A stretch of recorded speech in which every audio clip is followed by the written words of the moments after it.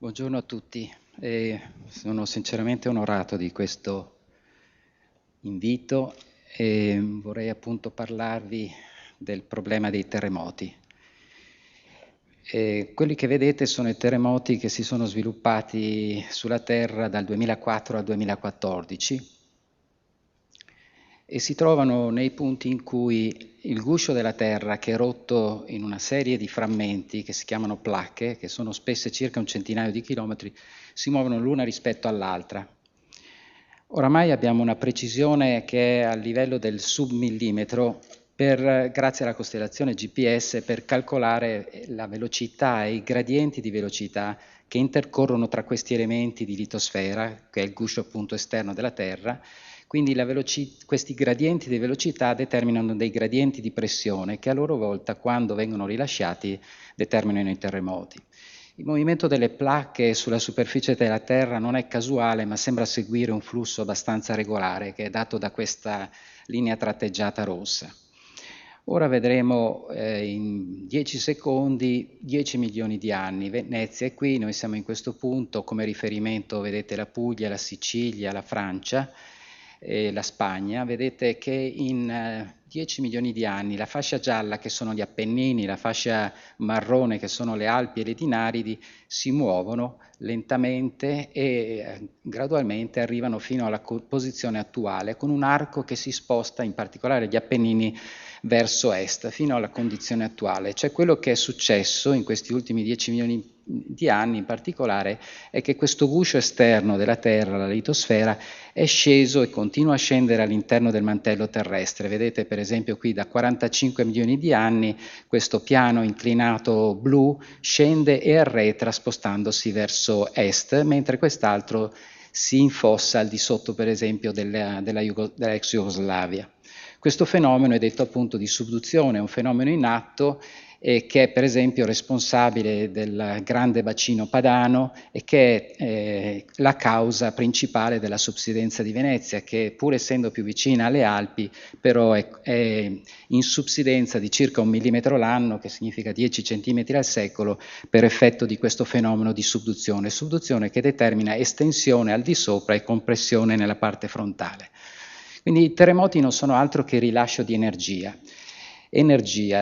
E la cosa che è stata riconosciuta da due grandi ricercatori, Gutenberg e Richter, quello della magnitudo, è stato che a scala globale la distribuzione dell'energia segue una regola ben precisa, e cioè vedete questo andamento logaritmico che ci dice che i terremoti, che so, di magnitudo 8 ce n'è in media uno all'anno, di magnitudo, che so, tra 7 e 8 ce n'è una decina, tra 6 e 7 un centinaio, eccetera, fino ad avere terremoti di magnitudo 2 che ce n'è oltre 1 milione all'anno.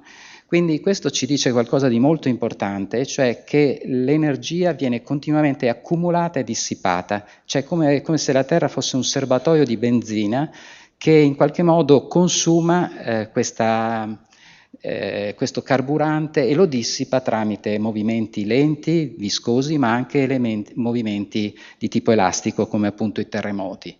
Quindi i terremoti non sono altro che un modo che ha la Terra per dimostrare la propria vitalità. La Terra tramite vulcani, tramite appunto il rilascio di onde sismiche, dimostra di essere un sistema vivo, è un pianeta che respira. Il respiro della Terra è la manifestazione di questi eventi. Qui vedete un po' la distribuzione dei terremoti in funzione dell'energia, vedete i grandi terremoti e i piccoli terremoti sono abbondantissimi. Il terremoto del 30 ottobre è avvenuto più o meno a questa altezza della distribuzione a campana della sismicità, mentre i più grandi terremoti in Italia sono intorno al magnitudo 7, 7,5, quello che riusciamo a ricostruire dal passato. Quindi i grandi terremoti della Terra non avvengono in Italia, ma avvengono soprattutto nella zona circumpacifica. Che cos'è un terremoto? Un terremoto appunto è il rilascio di energia da un ipocentro, partono le onde sismiche, partono prima le onde più veloci, che sono le prime, che si chiamano appunto di pressione o anche prime, poi arrivano le onde seconde, che sono un po' più lente, che sono appunto dette anche di shear, e poi partono le onde di superficie. Allora, le onde sismiche le possiamo dividere in due tipi sostanzialmente. Le onde cosiddette di corpo, perché sono quelle che entrano nell'interno della Terra e sono sia le onde primarie che le onde secondarie, che però, vedete, hanno un'oscillazione molto diversa, e poi le onde di superficie, che sono quelle che viaggiano proprio all'interfaccia tra la Terra solida e l'atmosfera, quindi sono concentrate nella prima parte, nella parte più superficiale della crosta terrestre. Allora, quando c'è un sismogramma si vede una cosa del genere, arrivano le onde P, poi dopo, a seconda della distanza, arrivano le onde S e poi arrivano le onde di superficie che si chiamano di Love e di Rayleigh. Vedete che l'ampiezza delle onde è maggiore quando arrivano le onde S e le onde Love di Rayleigh, perché infatti sono quelle che producono i maggiori danni. Le onde di pressione avvisano che sta arrivando il terremoto, ma le onde che poi distruggono le abitazioni sono le onde S di Love e di Rayleigh. Questo è il caso del terremoto di Kathmandu del 2015, vedete il crollo di un edificio e si dice che appunto sono le case che producono i morti e non tanto i terremoti in sé. Non è sempre vero, pensate al terremoto e quindi al conseguente tsunami del 2011 in Giappone, dove sono state parecchie decine di migliaia di vittime, oppure il terremoto dell'Indonesia con centinaia di migliaia di vittime legate allo tsunami che si è associato, oppure ci sono fenomeni di frane innescate appunto dai terremoti. Quindi la casistica associata di vittime purtroppo è complessa. E i terremoti si formano perché la crosta si dilata, si forma un terremoto perché c'è per esempio un piano che permette l'allargamento e il movimento relativo tra due frammenti di crosta. Qui vediamo un'ecografia per esempio del sottosuolo, vedete per esempio questo riflettore che è ribassato di quasi 1 chilometro in questo punto, che ci fa vedere che questo volume di crosta si è abbassato rispetto a quello a destra. Ovviamente ci sono ambienti invece dove c'è compressione oppure movimento orizzontale, quindi ci sono movimenti della crosta e della litosfera diversi che possiamo analizzare appunto in queste tomografie del sottosuolo. Qui vedete un movimento compressivo. Ora un punto che richiede un minimo di attenzione ma che ci aiuta a capire molto il fenomeno è il fatto che più si va in profondità più aumenta la pressione, il peso praticamente delle rocce, che significa che per rompere una roccia più si va in profondità più è grande lo stress che è necessario per in qualche modo determinare la rottura della roccia stessa, ma andando in profondità aumenta la temperatura. Per esempio sotto Venezia, qui a circa 100 km di profondità ci sono 1400 gradi di temperatura, quindi più si va in profondità più la temperatura indebolisce i legami molecolari, di conseguenza il campo di stabilità delle rocce si riduce. In sostanza, sommando l'effetto di pressione e temperatura, otteniamo quello che possiamo definire un campo di stabilità delle rocce.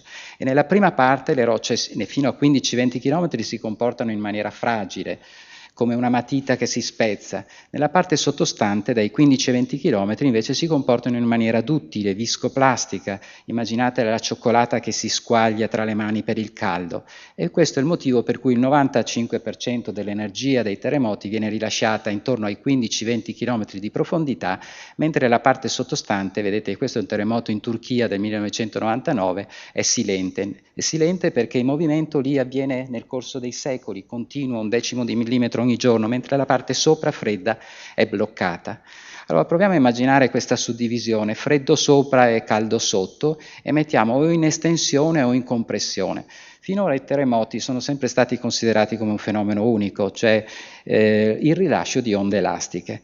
Il problema è che se noi applichiamo questo semplice concetto di differente comportamento meccanico, cosa succede? Durante l'estensione, nel corso dei secoli, c'è una parte di crosta che si dilata, si formano migliaia di microfratture, non c'è una caverna lì sotto, ma ci sono tante piccole fratture che indeboliscono il volume.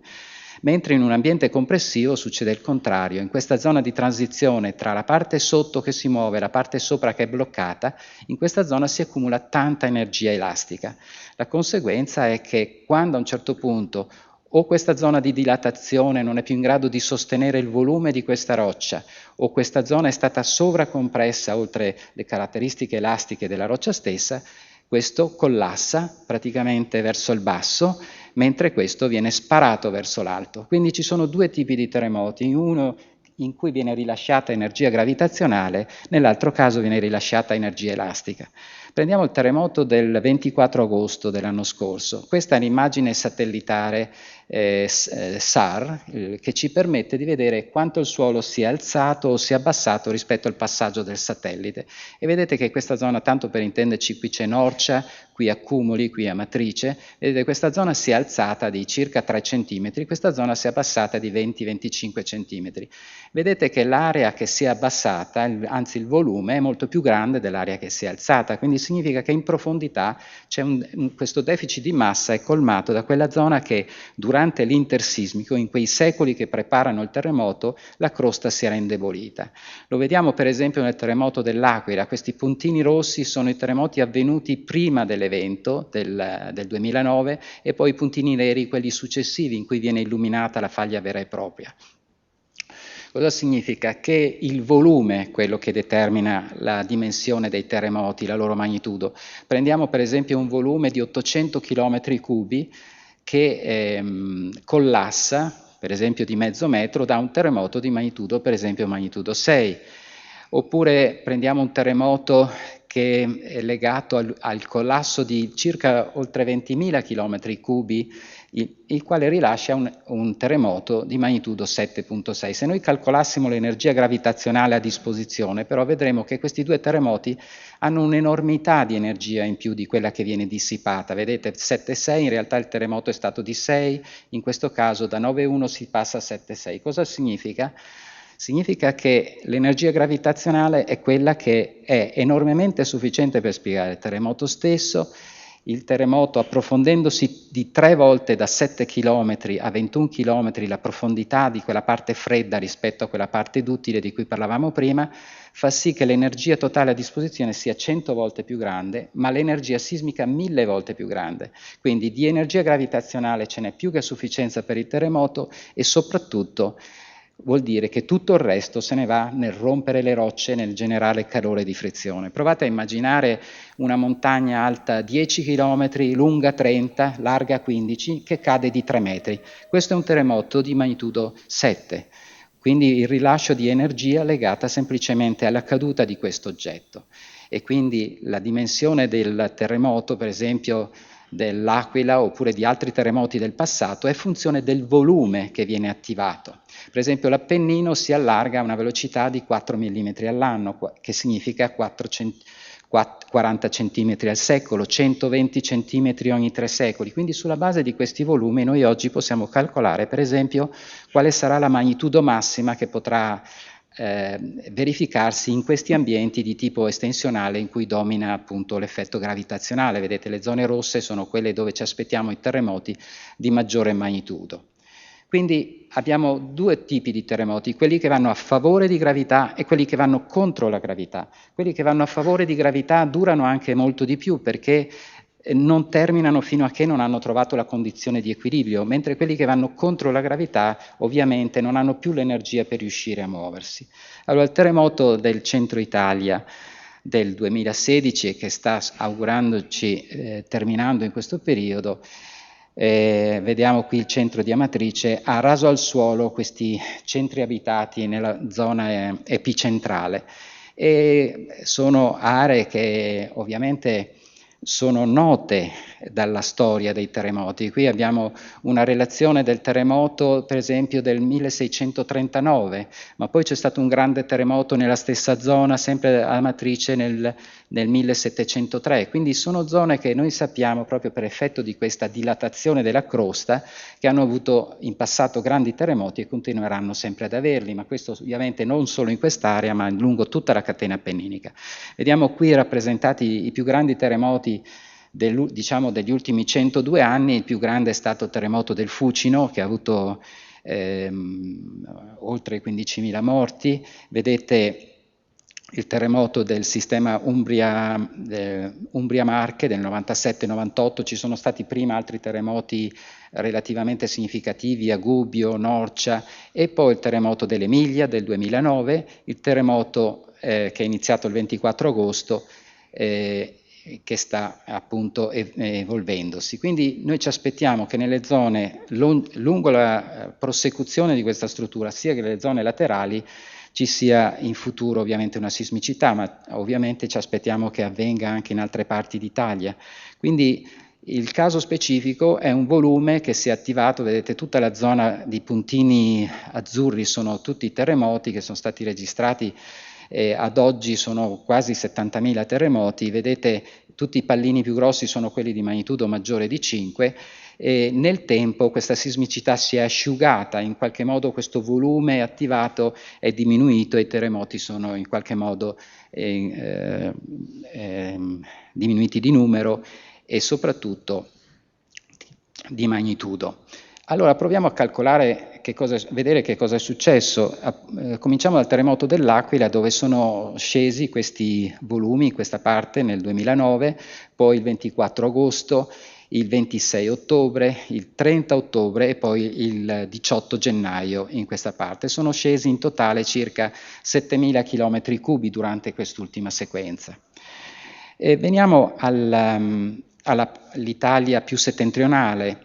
E questo che vedete è il catalogo parametrico dei terremoti italiani, è uno strumento molto importante che l'INGV ha prodotto e che raccoglie un po' tutta la storia dei terremoti in Italia. Vedete che tutte queste zone rosse indicano qui l'intensità, non la magnitudo, l'intensità della vecchia scala Mercalli, che adesso si chiama Mercalli-Cancani-Sieber, e che cerca di descrivere semplicemente il danneggiamento avvenuto in funzione della magnitudo e soprattutto dell'esposizione e della vulnerabilità degli edifici. Perché c'è sismicità in questa zona? Perché c'è un ambiente compressivo, qui vediamo per esempio nelle vette feltrine questi elementi che si sovrappongono, una roccia come quelle che troviamo nelle tre cime di Lavaredo di 200 milioni di anni, che sovrascorre rocce più recenti a 100 milioni di anni, e quindi c'è una sovrapposizione, oppure nella Val Belluna vedete questa linea, questo sovrascorrimento, questa zona che permette la compressione, quindi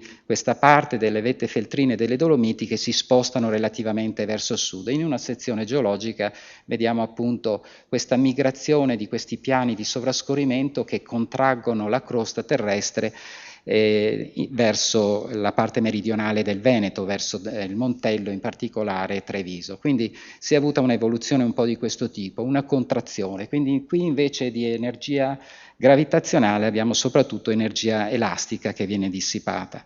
I grandi terremoti del passato, dall'anno 1000 in poi, in questa parte d'Italia, il più grande di tutti è stato, almeno per quello che ci riportano le cronache, quello del 1117, di cui c'è stato il convegno di cui ricordava prima il Presidente Ortalli. Poi vedete tutta una serie di terremoti che sono per lo più localizzati nelle zone di bassa topografia, cioè quindi noi ci aspettiamo che i grossi prossimi terremoti avvengano lungo la zona pedemontana, non che possano non avvenire altri importanti terremoti nelle zone interne. Per esempio qui c'è stato il terremoto del 1348 a Villacco, che è un terremoto che si è risentito molto anche a Venezia, in tutto il Veneto ha fatto danni. Perché i terremoti avvengono più facilmente qui nella zona pedemontana?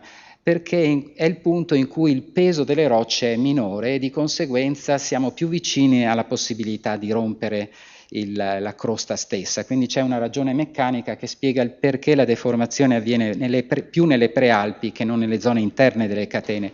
Anche nella zona himalayana o nelle Ande i grandi terremoti avvengono nelle zone tra la montagna e la pianura, questo negli ambienti compressivi. Negli ambienti estensionali avviene esattamente il contrario.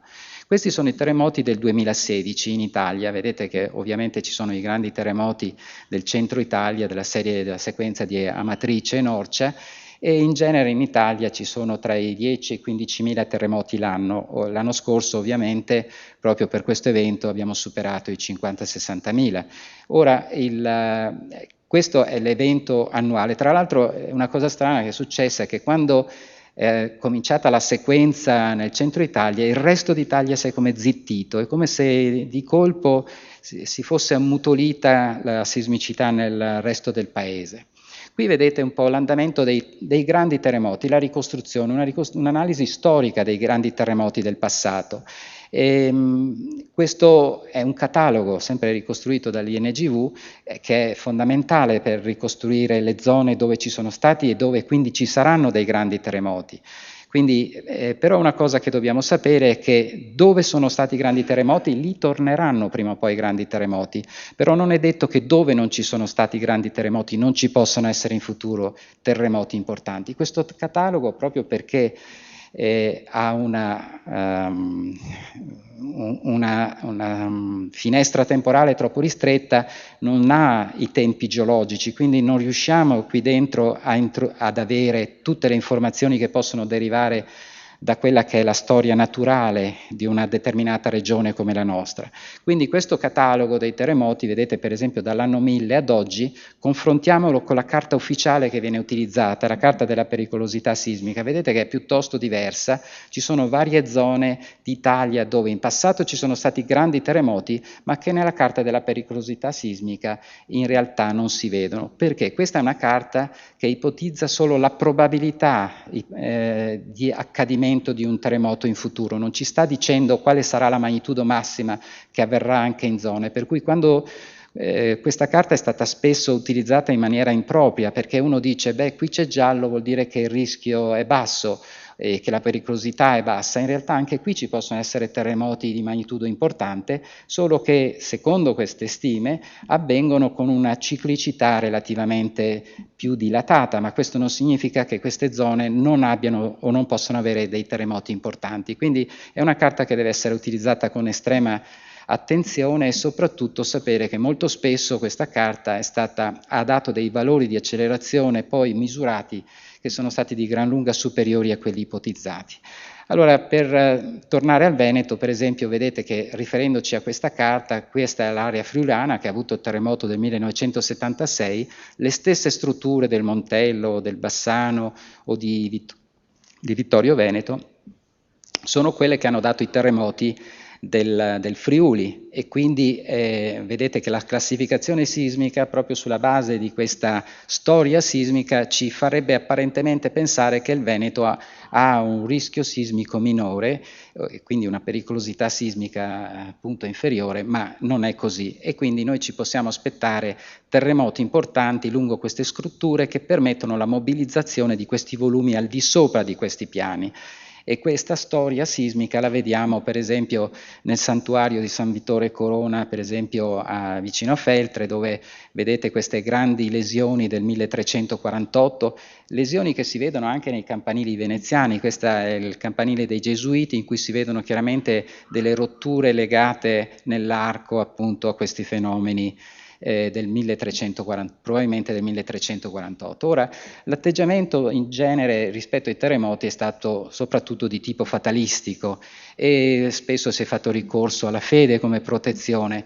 In genere c'è un atteggiamento, se vogliamo, anche morboso nei confronti delle grandi calamità, spesso siamo attratti dagli eventi eclatanti, però nello stesso tempo vogliamo rimuovere quelli che sono stati gli eventi più tragici. Questo fatalismo e la rimozione di questi eventi generano di conseguenza un disinteresse negli studi e anche nella prevenzione. Sia Leibniz che Pope all'inizio del Settecento dicevano quello che è vuol dire che è giusto, vuol dire che la natura ci dà delle regole che sono quelle per cui vuol dire che tutto sta funzionando come dovrebbe, una sorta di ottimismo, in natura tutto è connesso e ha una ragione. E poco dopo però questo ottimismo imperante è arrivato il terremoto di Lisbona nel 1755, il 1 novembre, fu un terremoto devastante, ancora oggi non sappiamo l'origine di questo terremoto. Fu un terremoto, si pensa, di magnitudo superiore a 8, forse addirittura alcune stime lo danno anche a 8,5, quindi il più grande terremoto sicuramente di tutta l'Europa.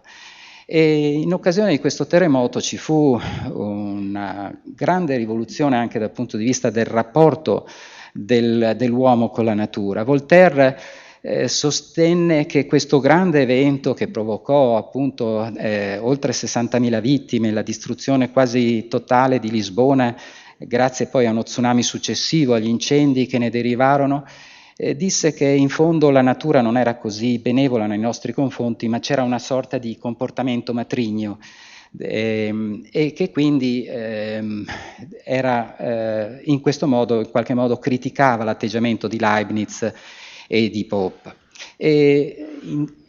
Questo terremoto fu indicato un po' come l'ira di Dio, una sorta di rivincita secondo i cattolici perché in Portogallo erano arrivati troppi protestanti, secondo i protestanti perché in Portogallo erano arrivati troppi cattolici. Rousseau replica a Voltaire sostenendo invece che la provvidenza è sempre benigna e che non è responsabile dei disastri, ma che è l'uomo che costruisce male e che quindi, avendo costruito per esempio degli edifici a troppi piani non in grado di sostenere i terremoti, la grande catastrofe fu soprattutto legata a questo. Tutti questi atteggiamenti hanno un riflesso anche oggi. Il grande terremoto del 1908, spesso ce ne ricordiamo, ma fu una catastrofe immane. A Messina e a Reggio Calabria ci furono circa 120.000 morti tra terremoto e maremoto. Ci dimentichiamo anche di quelli che sono stati relativamente recenti. Bodei chiama questi i traumi della memoria, un conflitto tra memoria e oblio.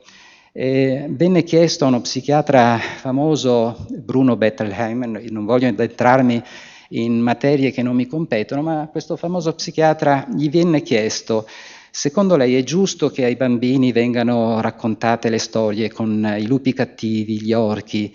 E lui ci pensò e dopo 5 anni scrisse un libro e disse: sì, è giusto, si tratta in altri termini di cercare di fare in modo che i bambini ricevano così una sorta di vaccino. Sono piccoli traumi che aiutano appunto a superare quelli che saranno i momenti duri della vita, i traumi della vita.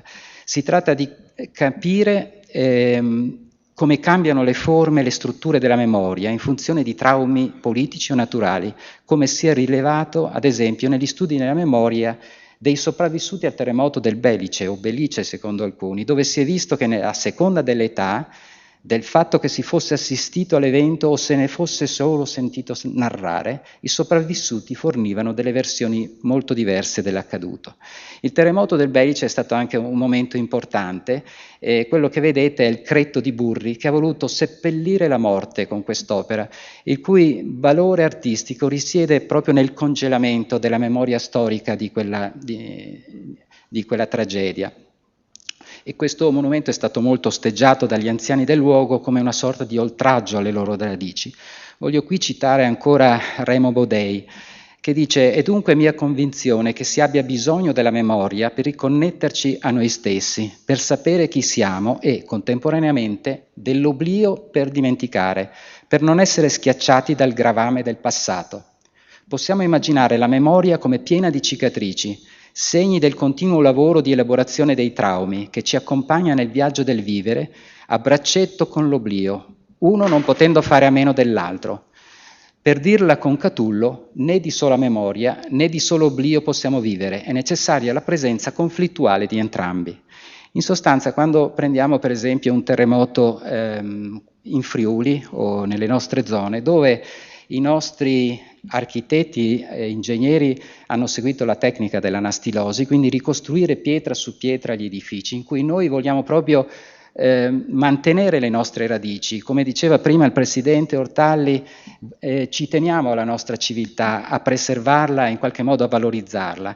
E quindi il terremoto fa parte della nostra storia e non può essere, non deve essere dimenticato. E per questo gli architetti rimarcano proprio il punto in cui viene fatta la ricostruzione, dove c'è il punto in cui le pietre prima del terremoto e quelle della ricostruzione vengono in qualche modo apposte. Quindi il grande terremoto, per esempio, dell'Irpinia nel 1980, in cui ci fu una grande svolta in Italia culturale, l'invito del presidente Pertini a rendere i soccorsi più rapidi possibili, da lì nacque poi l'importante sviluppo della protezione civile in Italia. Vedo però molto importante anche quello che è il rapporto che ognuno di noi ha con gli eventi tragici.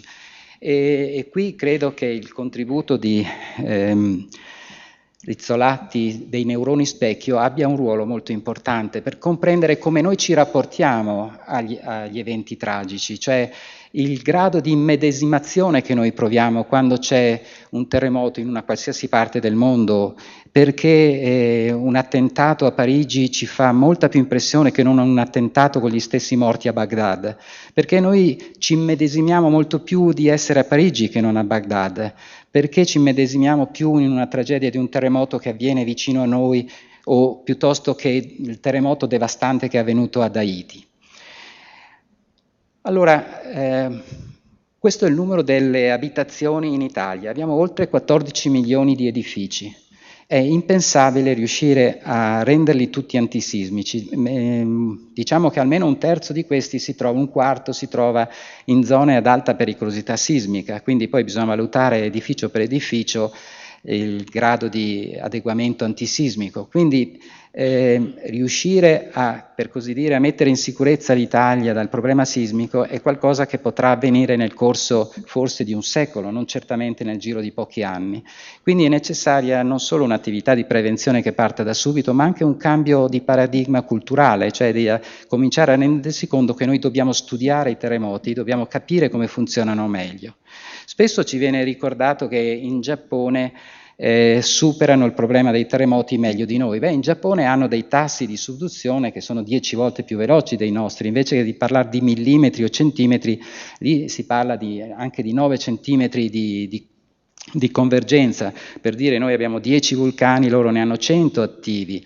Di terremoti ne abbiamo oltre 10.000, loro ne hanno 100.000. La magnitudo massima per loro sappiamo che è oltre 9, noi siamo arrivati all'incirca 7.5, però i terremoti in terra, pensate al terremoto di Kobe del 1995, nonostante la bravura dei giapponesi, ha fatto oltre 6.400 vittime. Quindi in realtà questo mito che in Giappone riescano a ridurre i danni molto meglio di noi è ancora da verificare. E in più in Giappone, quando avviene un evento di questo tipo, radono al suolo e non gliene importa niente delle loro radici culturali, ricostruiscono tutto nuovo. Quindi in qualche modo noi rivendichiamo questa volontà importante di voler valorizzare i nostri principi, la nostra cultura, la nostra storia.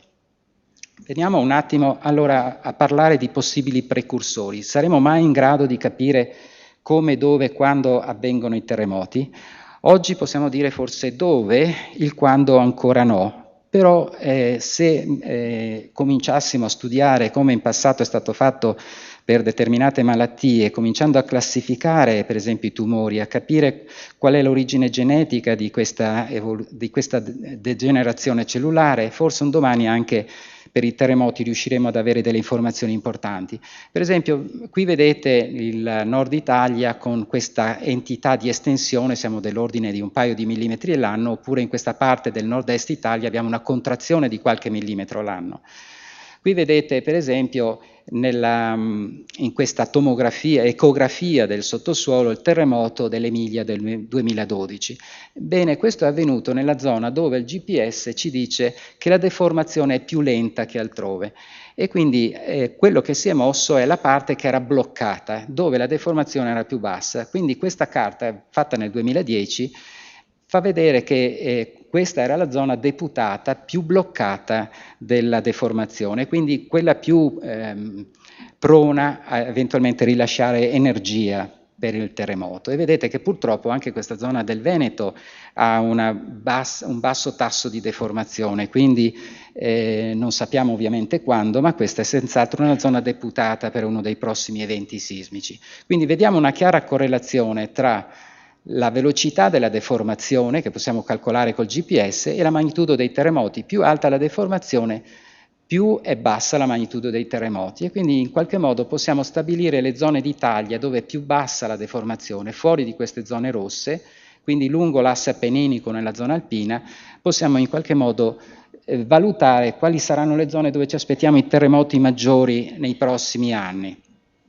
Questo è il caso del terremoto dell'Aquila, dove prima dell'evento del 6 aprile e la crosta in un piccolo bacino, proprio in corrispondenza dell'Aquila, aveva cominciato ad abbassarsi di circa 3-4 centimetri. Dalle sorgenti veniva fuori più acqua. Poi c'è stato il terremoto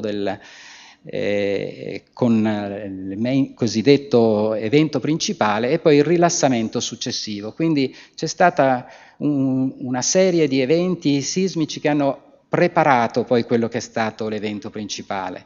Quindi ci sono stati degli indicatori, in particolare quelli legati alla dinamica dei fluidi, che se in qualche modo interpretati nel modo corretto, un domani ci potrebbero aiutare a interpretare e ad avere dei precursori affidabili, che però, vedete, sono diversi a seconda se ci troviamo in un ambiente estensionale o compressivo, proprio per il discorso che facevamo prima. Se facciamo una classificazione, se capiamo come funzionano i terremoti, possiamo avere degli elementi che un domani ci permetteranno di prevederli, e quindi avremo tante indicazioni come per esempio le variazioni della portata delle sorgenti, le variazioni della falda, anomalie termiche, segnali di emissioni acustiche, ovviamente anche sismicità, e i tassi di deformazione che possiamo ricostruire tramite GPS, i dati anche appunto interferometrici dei satelliti. Quindi l'idea che i terremoti non si potranno mai prevedere, secondo me, è di tipo scientifico. Non stiamo parlando del principio di indeterminazione di Heisenberg, ma stiamo parlando di un processo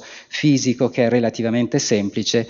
Si tratta semplicemente di avere gli strumenti per riuscire in qualche modo a misurarlo e a seguirlo e monitorarlo. Si dice spesso che gli effetti astronomici, la Luna, hanno un effetto sui terremoti, e spesso questo viene abbandonato come lasciato a fenomeni anche folcloristici, ma in realtà quando c'è l'alta marea c'è un basso di gravità, quando c'è un basso di marea c'è un alto di gravità, e statisticamente oramai sembra provato che ci sia una relazione tra l'alto della marea e un aumento della sismicità. Quindi l'effetto astronomico, in particolare quello mareale, sembra particolarmente efficace. Qui siamo nell'ovest degli Stati Uniti, in Canada, oppure nelle dorsali oceaniche. Qui si vede esattamente il contrario. In un ambiente estensionale, dove appunto c'è il massimo di gravità, invece i terremoti sono più frequenti durante la bassa marea. Quindi l'effetto mareale diventa visibile solo se si capisce come è fatta la classificazione e il tipo di terremoto che lo generano. Per esempio, si vede che se la Luna è all'apogeo o al perigeo, si vede un incremento notevolissimo del numero di terremoti. Questo non significa che possiamo prevedere i terremoti, perché i terremoti avvengono quando il limite critico viene raggiunto, che può essere anche fuori della zona in cui c'è questa variazione di gravità importante, però ci sta dicendo che c'è un segnale importante di carattere astronomico che finora è stato sottovalutato. Noi dobbiamo studiare la Terra come si studia l'anatomia del corpo umano, abbiamo bisogno in qualche modo di conoscere il sottosuolo, investigarlo maggiormente. Qui vedete la carta che ha cambiato il mondo della Gran Bretagna e la carta d'Italia che è ferma a meno del 40%. Quindi, per esempio, uno dei temi sui quali dovremmo investire è proprio nella conoscenza del nostro patrimonio paesaggistico e del sottosuolo nazionale. E poi penso che se noi veramente crediamo in un'Europa unita, sarebbe anche il caso di pensare a quella che è una vera comunità, e cioè di cominciare a credere che si debbano condividere rischi e risorse, in qualche modo avere una condivisione. Abbiamo il problema dei migranti ovviamente, ma c'è il problema della sismicità che vedete è ai massimi livelli sia in Italia che in Grecia. Quindi credo che per cominciare a superare questo tipo di separazione tra le varie nazioni europee sia il momento di dire costruiamo un modo per studiare tutta Europa, tutti insieme, e condividerne tutti i benefici ma anche tutti i rischi. Quello che negli Stati Uniti è appunto il servizio geologico americano, che dovrebbe essere un equivalente, una specie di servizio geologico europeo. Penso che per ubbidire alla natura bisogna conoscerne le regole, quindi dobbiamo investire in qualche modo per implementare la scienza. Noi siamo fatti di atomi di mantello, noi siamo parte della Terra, tutto quello che condividiamo è parte del sistema. Credo che la protezione civile, la protezione ambientale per l'ambiente devono in qualche modo convivere insieme, crescere per arricchire soprattutto le nostre conoscenze. Vi ringrazio.